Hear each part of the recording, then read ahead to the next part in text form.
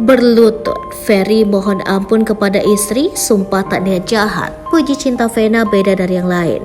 Setelah kirim video mewek ke Verrell Bramasta, kini beredar video Ferry Irawan bermata sembab hingga berlutut di hadapan Vena Melinda. Dalam video tersebut, artis yang telah ditetapkan sebagai tersangka kasus kekerasan dalam rumah tangga itu memohon ampun kepada Vena Melinda. Ia menegaskan tidak punya niatan jahat. Ferry Irawan lantas beberkan cintanya kepada Vena Melinda yang berbeda dari yang lainnya. Seperti apa? Diberitakan sebelumnya, Ferry Irawan dilaporkan oleh Vena Melinda atas kasus dugaan KDRT pada Minggu 8 Januari 2023. Hubungan keduanya sempat merenggang hingga Vena Melinda berencana menggugat cerai Ferry Irawan.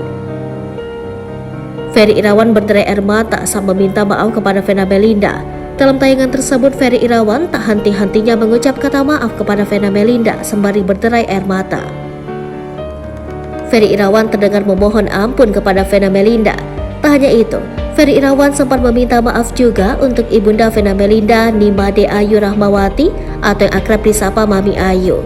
Dalam video tersebut, Ferry Irawan sempat menjelaskan bahwa ia bukan orang yang jahat dan tidak pernah punya niatan jahat.